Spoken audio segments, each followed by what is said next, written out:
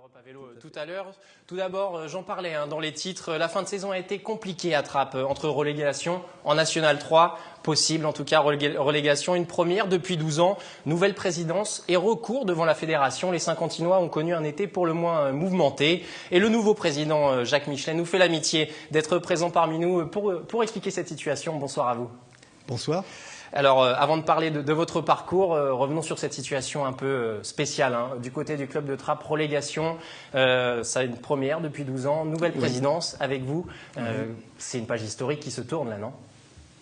Je ne sais pas si c'est une page historique, mais en tous les cas, ça représente un tournant, je dirais quand même, dans l'histoire du club. Ça, c'est certain. Mais ce n'est pas, en fait, tellement la Nationale 2 ou 3 qui représente le tournant. Ce qui représente le tournant le plus important, c'est notre projet de club qui, lui, je crois, représente vraiment une nouvelle page historique. Il va y avoir des changements fondamentaux sur ce projet de club dont vous parlez ? Tout à fait. Ce projet de club, nous avons eu également le plaisir de voir qu'il était validé par le CNDS, autrement dit le ministère des Sports, sur le département. Et il consiste à dire que pour qu'un enfant ait les meilleures chances de bien apprendre à l'école, il faut qu'il ait le cerveau et l'ensemble du corps bien oxygénés. Le sport est là pour ça. D'habitude, on a l'habitude de dire que le sport est là pour faire des corps bien faits. Nous pensons qu'il est aussi là pour faire des têtes bien faites, pour recevoir l'ensemble de l'enseignement. Mais ce n'est pas seulement cela. Nous pensons aussi que pour bien pratiquer un sport collectif, et notamment un sport collectif très complexe comme le basket, il est nécessaire d'avoir des notions abstraites, scolaires, bien élaborées.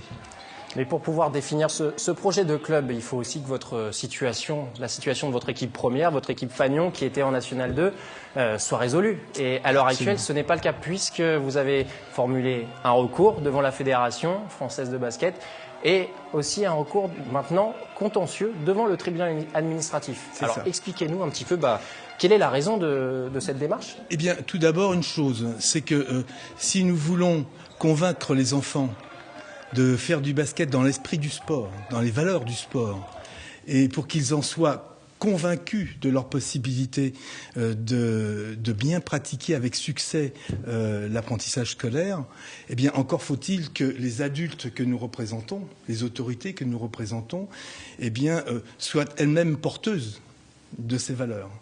Or, dans l'affaire qui nous a occupés durant toute l'année 2012-2013, ça n'a pas été le cas.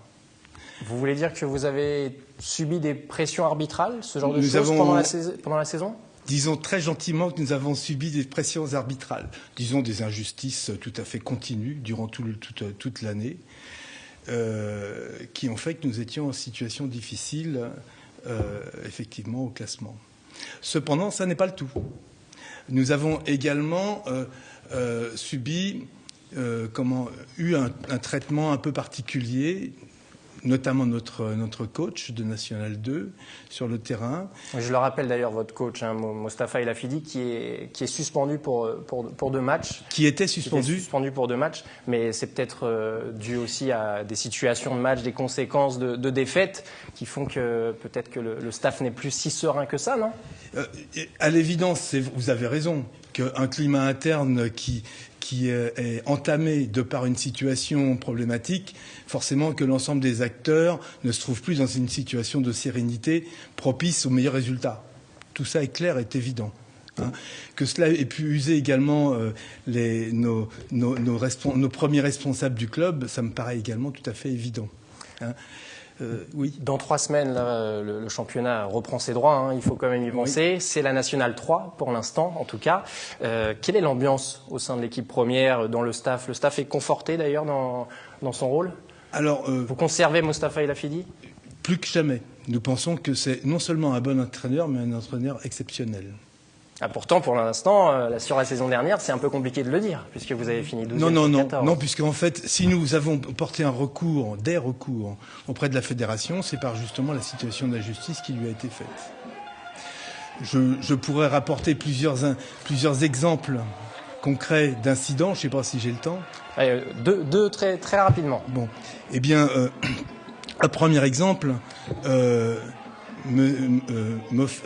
Monsieur Afidi s'adresse à l'arbitre et l'arbitre lui dit vous n'avez pas la parole. Il dit mais tout de même, il dit seul le coach a la parole. Il dit mais je suis le coach. Faute technique. On croit rêver. Et lorsque nous avons voulu porter un recours à cette, autrement dit, faire une annotation sur la feuille de match, comme par hasard, nous n'avons pas eu accès à la feuille de match. Vous pensez donc que votre recours peut être Alors ça, peut aboutir. Ça c'est un premier point. Deuxième exemple, puisque vous m'avez proposé d'en donner deux.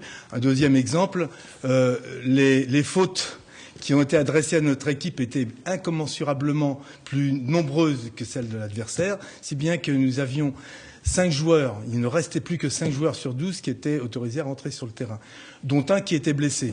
Donc on met 4 joueurs sur le terrain, puisqu'il n'y avait plus 5 joueurs à même de le faire. L'arbitre intervient en disant il me faut 5 joueurs et il n'a pas 5 fautes. On dit mais il est blessé. Le